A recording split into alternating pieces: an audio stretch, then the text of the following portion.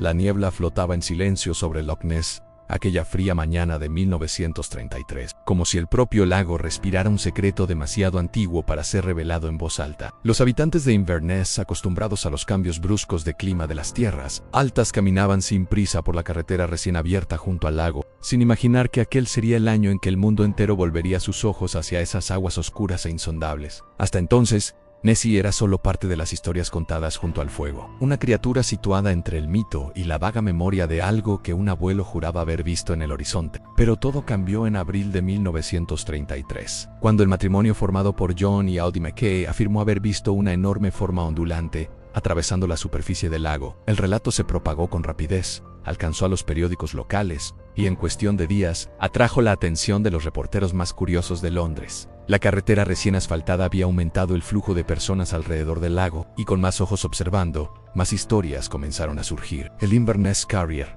el periódico que publicó el relato inicial, se convirtió involuntariamente en el desencadenante de un fenómeno global. El Reino Unido vivía un periodo de creciente curiosidad científica. El espíritu de exploración, que había impulsado expediciones a los polos, excavaciones arqueológicas y avances tecnológicos, ahora se centraba en un desafío mucho más misterioso. Podría existir en las profundidades de aquel lago glaciar formado hace más de 10.000 años una criatura desconocida por la ciencia? La pregunta resonaba en el imaginario colectivo, y cada respuesta parecía abrir más puertas de las que cerraba. Mientras tanto, el lago seguía igual vasto, estrecho, con aguas tan oscuras que ni la luz del sol conseguía atravesarlas del todo. Los expertos explicaban que el color casi negro procedía de la gran cantidad de turba presente en la región. Pero para quienes observaban el lago en silencio, aquella oscuridad parecía ocultar algo más que materia vegetal, parecía esconder siglos de secretos sumergidos. Fue en este contexto cuando Angus Fraser, un profesor de historia local, comenzó a registrar sistemáticamente todos los relatos que llegaban. Trabajaba como voluntario en un archivo que, décadas más tarde, sería reconocido como parte del High Life Highland Archives, uno de los principales repositorios históricos de la región. Angus no creía ni dejaba de creer, simplemente registraba, fascinado por la capacidad humana de dar sentido a lo desconocido. Sin embargo, incluso él empezó a notar patrones inquietantes. Diferentes testigos, de distintas edades y profesiones, describían a la criatura de forma similar en un lomo curvado, oscuro, moviéndose con suavidad como si deslizara bajo la superficie, con una elegancia prehistórica. En agosto de aquel año, un movimiento inusual apareció en las orillas del lago. Reporteros, fotógrafos y curiosos instalaban campamentos improvisados. Los coches se alineaban a lo largo de la carretera, apuntando sus faros hacia el agua, como si la luz pudiera traer lo desconocido. Entonces llegó el equipo de British Pathé, famoso por registrar en vídeo los acontecimientos más importantes del momento, con sus pesadas cámaras listas para capturar cualquier señal de vida en las sombras líquidas de Loch Ness. Su presencia elevó el fenómeno a otra dimensión. El misterio dejó de ser únicamente escocés para convertirse en mundial. Una noche durante las grabaciones, un viento frío sopló de repente, empujando la niebla hacia el centro del lago y dejando al descubierto pequeñas ondulaciones circulares que se alejaban entre sí como si algo sumergido acabara de realizar un movimiento profundo. Los operadores de British Pathé se quedaron inmóviles, atentos, con las manos congeladas sobre sus equipos. No habían captado ninguna imagen, pero sintieron, en el silencio absoluto que siguió, que el lago los observaba de vuelta. Al mismo tiempo, en las aldeas cercanas, resurgían las historias antiguas. Los pescadores hablaban de movimientos extraños en el agua durante la madrugada. Los pastores recordaban ruidos procedentes del lago similares al desplazamiento de algo inmenso. Y Angus, anotándolo todo, comprendía que estaba siendo testigo no solo de relatos, sino de la construcción de un mito moderno. Y aún así, detrás de toda la expectación, existía un sentimiento compartido por quienes llevaban generaciones viviendo allí. El lago no se mostraba a quien no estaba dispuesto a escucharlo. Nessie nunca había sido una criatura de espectáculo. Era un susurro ancestral, un recordatorio silencioso de que existen misterios que resisten al progreso humano, esperando pacientemente a quien se atreva a mirar más allá. Pero aquel año -1933 había despertado, algo que convertiría a Loch Ness en el epicentro de una de las mayores leyendas del siglo XX. Y mientras los registros aumentaban, las dudas crecían al mismo ritmo. ¿Que se escondía realmente bajo las aguas profundas y heladas del lago? ¿La ciencia, la imaginación, o un ser que desafiaba todo lo que se creía saber sobre el mundo natural? El verano de 1933 avanzaba con una mezcla peculiar de calma y tensión en las tierras altas. El Loch Ness, acostumbrado a siglos de silencio, se había convertido en un escenario observado por cientos de ojos curiosos. Cada amanecer traía nuevos visitantes en familias enteras deseosas de vivir la emoción del misterio. Periodistas hambrientos de titulares, aventureros convencidos de que lograrían la prueba definitiva. Pero mientras la multitud crecía, también aumentaba la sensación de que algo, en las profundidades del lago, estaba cambiando. Una de las figuras más intrigantes que emergió en aquel ambiente fue la de Robert Henderson, un joven ingeniero que había llegado desde Edimburgo atraído por las noticias. Trabajaba en proyectos de infraestructuras hidráulicas y siempre había sentido fascinación por los cuerpos de agua profundos y sus secretos geológicos. Loch Ness, con sus más de 230 metros de profundidad, y su extensión de más de 35 kilómetros, le parecía un desafío irresistible, incluso sin monstruos de por medio. Pero cuando leyó los primeros informes sobre las apariciones, algo despertó en él. No era solo la leyenda, sino la posibilidad de que bajo aquellas aguas turbaces se escondiera un ecosistema aún desconocido. Robert instaló su propio equipo rudimentario cerca de Doras, una pequeña aldea en la orilla oriental. Desde allí observaba el lago durante horas, registrando cambios en las corrientes, las variaciones en la superficie y cualquier movimiento atípico. Al contrario que los curiosos que buscaban un espectáculo, él buscaba patrones, y pronto empezó a encontrarlos. El 12 de septiembre, poco después del amanecer, vio una perturbación en el agua que no encajaba con el comportamiento normal del lago. Era un movimiento amplio, como una ola solitaria que avanzaba sin viento que la impulsara. Henderson tomó notas frenéticamente, contando los segundos que tardaba la ondulación en desvanecerse. Aquello no podía ser un barco, tampoco una foca, demasiado grande, demasiado coordinado. Cuando la superficie volvió a su quietud habitual, sintió un escalofrío que no procedía del frío. Él había presenciado algo real. Al caer la tarde decidió compartir sus observaciones con un grupo de investigadores aficionados que se había formado espontáneamente en la zona. Entre ellos estaba Margaret Doyle, una fotógrafa conocida por su habilidad para capturar paisajes naturales en condiciones extremas. Margaret, una mujer práctica y escéptica, desconfiaba de los relatos exagerados, pero reconocía que algo en el ambiente del lago la perturbaba. Había pasado años retratando la naturaleza salvaje de Escocia, y sin embargo, nunca había visto un lugar que pareciera tan vivo y a la vez tan hermético. Esa noche, Margaret y Robert se quedaron conversando en la orilla, observando cómo la luna creciente se reflejaba en la superficie del agua como una plateada franja temblorosa. El silencio era tan profundo que casi podían escuchar el crujido de las ramas lejanas. Fue entonces cuando, sin previo aviso, una serie de burbujas gigantes emergió cerca del centro del lago, subiendo en espiral como si algo ascendiera lentamente desde las profundidades. Margaret contuvo el aliento. Robert dio un paso hacia adelante y la superficie se rompió. Una masa oscura apareció brevemente, lo suficiente para revelar una textura extrañamente lisa, casi resbaladiza. No era un tronco, ni un animal común. Era algo que parecía moverse con un propósito claro, como si estuviera inspeccionando la superficie para después hundirse de nuevo en un movimiento deliberadamente suave. El encuentro duró apenas 2 segundos, pero dejó una marca imborrable. Ambos se quedaron inmóviles durante largo rato, intentando comprender lo que habían visto. Cuando por fin recuperaron el habla, sus voces eran poco más que susurros. Ni Margaret ni Robert eran personas que se dejaran llevar por fantasías, pero sabían que aquello que había surgido del lago no podía ser explicado con facilidad. Con el paso de los días, más avistamientos similares ocurrieron. Una familia de Inverferrigay afirmó haber visto un cuello largo emerger a lo lejos, mientras que un pescador local juró que algo había golpeado suavemente el casco de su barca antes de desaparecer. Angus Fraser, siempre atento, continuaba registrando cada relato en sus cuadernos, consciente de que aquel mosaico de testimonios se convertiría algún día en un documento histórico de extraordinario valor. La prensa explotaba a cada nueva historia con entusiasmo. Los titulares falaban de bestia prehistórica, criatura serpentina,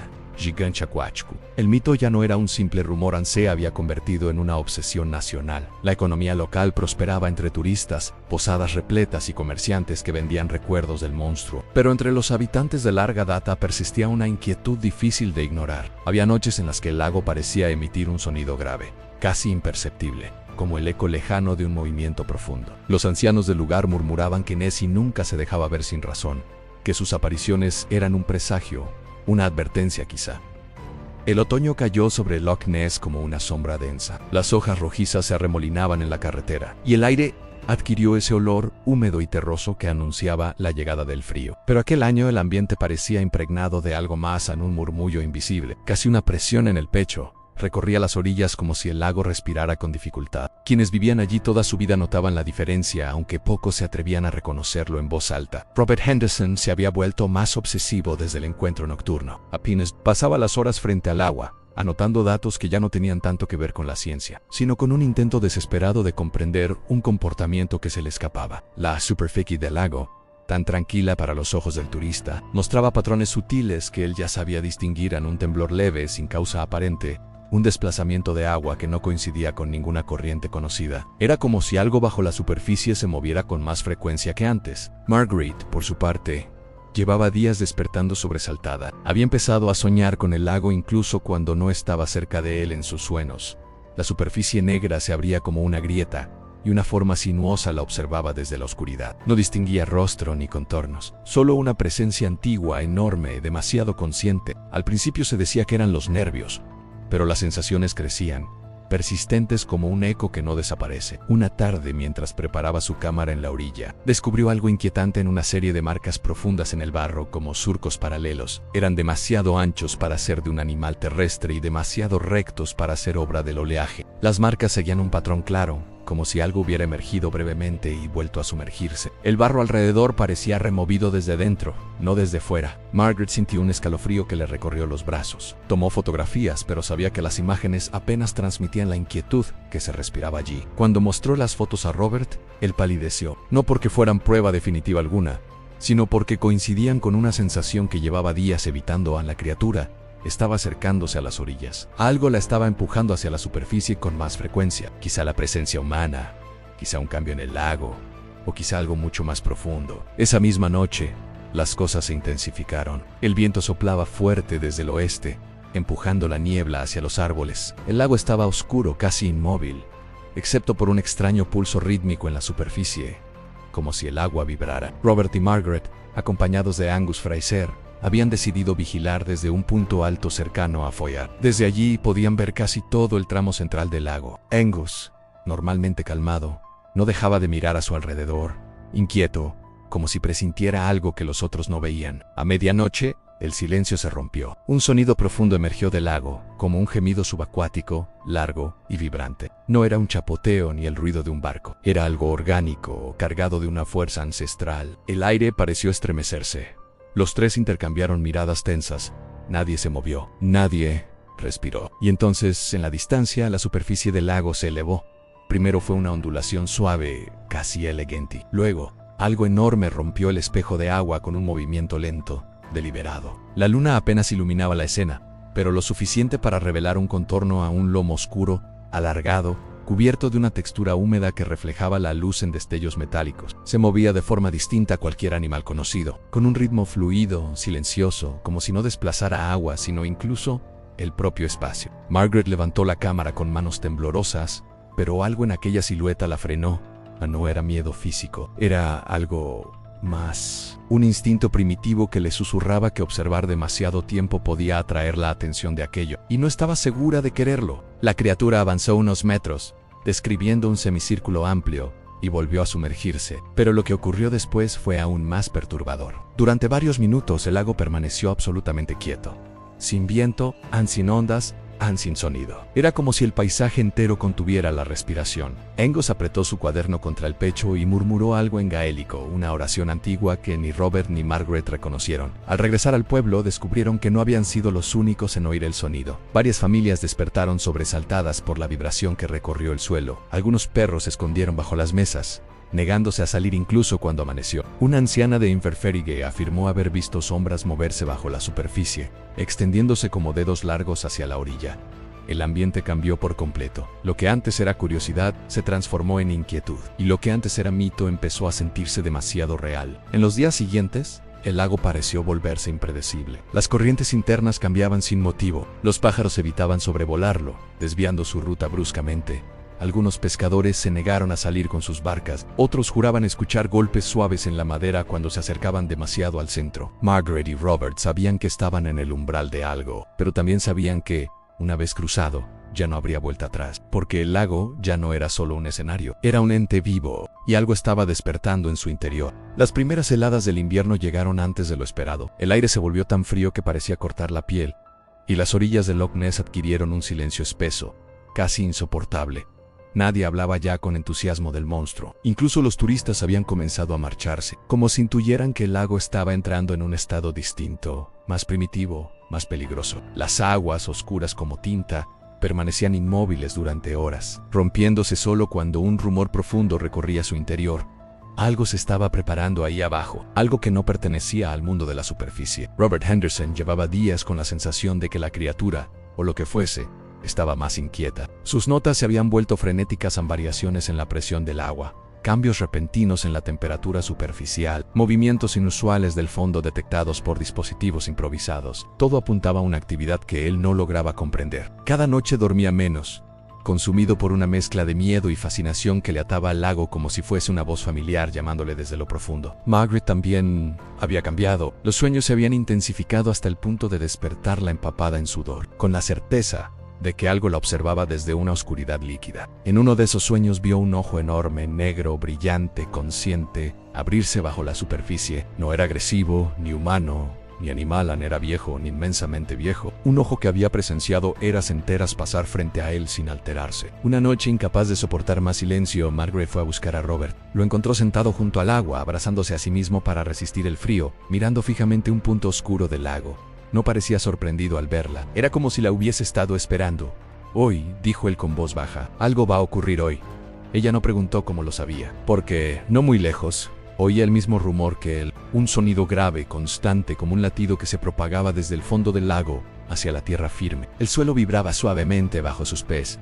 Angus llegó poco después, con el rostro preocupado. Traía sus cuadernos bajo el brazo, como si necesitara documentar lo que fuera a suceder, aun sabiendo que quizá no tendría palabras suficientes. Se unió a ellos, en silencio, y entonces a las 3 de la madrugada el lago se estremeció. Primero fue una ola solitaria, gigantesca, que se alzó como si una montaña hubiera emergido desde abajo. El agua se abrió en surcos violentos, golpeando las rocas con una fuerza que hizo temblar los árboles de la orilla. La niebla se dispersó de repente, revelando el centro del lago con una claridad antinatural. Ninguno de los tres se movió. Estaban paralizados, atrapados entre el instinto de huir y la necesidad de presenciarlo. El agua bulió, Fernando Unremel, y del remolino surgió algo que ninguno de ellos olvidaría jamás. Un lomo oscuro, gigantesco, ascendió lentamente, como si emergiera un fragmento entero de un mundo antiguo. Luego otro segmento, y otro más, formando una curva larga y sólida que brillaba con una capa de humedad espesa. La criatura no parecía luchar por aire, parecía simplemente despertar, como si la superficie fuese una frontera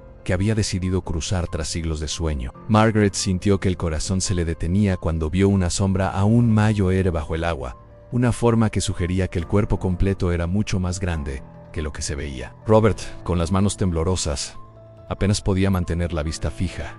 Aquello no se parecía a ninguna criatura documentada. Era como si un recuerdo vivo de un tiempo prehistórico estuviera emergiendo delante de ellos. Y entonces, algo aún más perturbador ocurrió. El lago se volvió silencioso, sin olas, sin viento, sin sonido. La criatura se quedó inmóvil, como si evaluara la superficie, como si reconociera la presencia de quienes la observaban, y muy lentamente, un ojo apareció. Un único ojo, enorme, oscuro, profundo como el propio lago. Un ojo que no miraba a su alrededor, miraba directamente a ellos. Margaret retrocedió un paso sin darse cuenta. Angus murmuró otra oración antigua. Robert sintió una punzada en el pecho, como si aquel ojo hubiese tocado un punto dentro de él que jamás había sido tocado antes. No había agresividad, pero tampoco calma. Era la mirada de un ser que existía más allá de la comprensión humana, ajeno a sus miedos, pero consciente de su insignificancia. El ojo parpadeó lentamente y el lago respondió. Una vibración profunda recorrió todo el valle, como si la tierra misma emitiera un suspiro pesado. Las aves salieron volando de los bosques cercanos.